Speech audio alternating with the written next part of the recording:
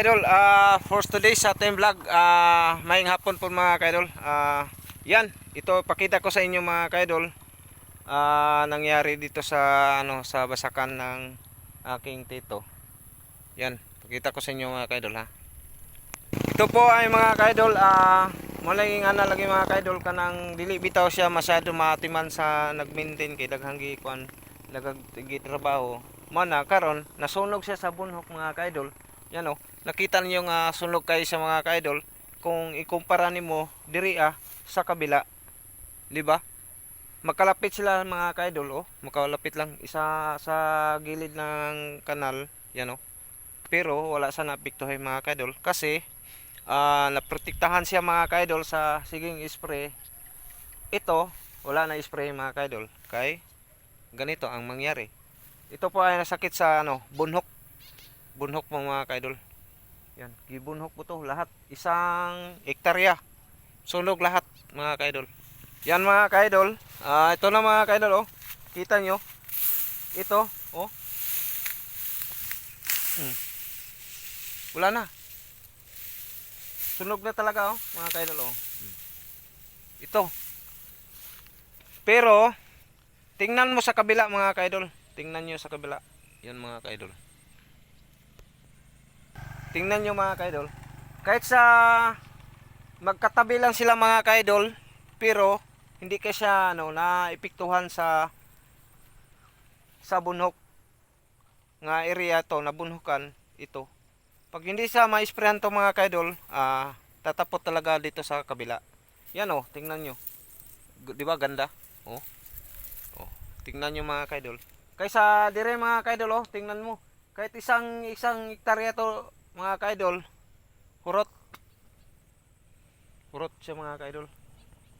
Yung nakita nyo mga kaidol, nagpabilin, yung sa gilid na lang ang may natira. Yan oh. Yan oh. Sa gilid oh, di ba oh. Yan, pakita ko sa inyo dito sa kabila at saka sa kon.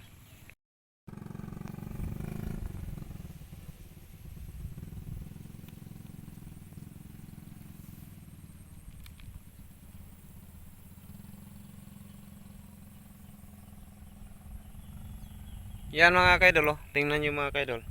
At punta tayo dito sa kabila mga kaidol. Yan mga kaidol. Para makita nyo ng harapan mga kaidol oh.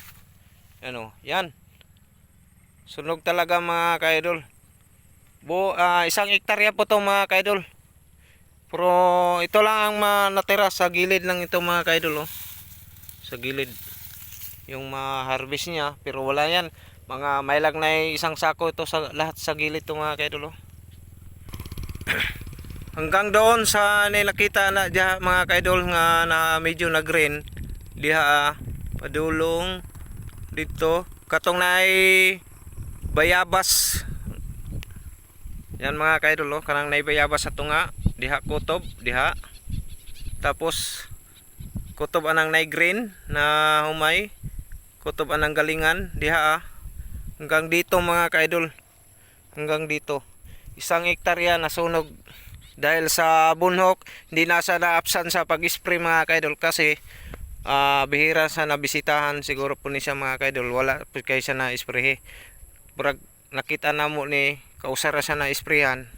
Wala na pag-spray. Ulahin na mga kaidol. Ulahin na sala pag-spray. Wala na ni kanat na ang bunhok. Mo nang ingana mangyari sa humay. Tingnan lang sa kabila mga kaidol. Diba? Kung ang bunhok, kung palagi kang mag-spray, hindi siya makatabok diha, mubalik sa diri agyapon ang bunhok kay may inisprayhan diha dito wala na. Kung mag-spray po ka dire, di po siya katabok diha kay inisprayhan sila mga kaidol.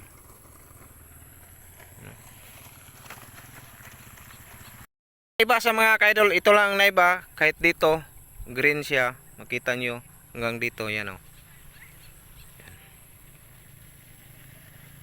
Yan. Tingnan nyo ang paglubog ng araw mga kaidol hanggang dito po mga kaidol. Yan. Yan mga kaidol, nakita nyo na ang nangyari dito sa palayan ng aking tito. Yan oh. Sunog. Kaidol, at dito nakita nyo na ang nangyari sa palayan. Yan.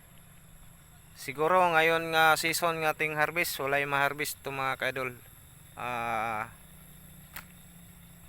Wa jud sunog na sunog lahat. At yan, salamat sa inyong panonood mga kaidol, at dito na tayo magtatapos at maraming salamat. Thank you.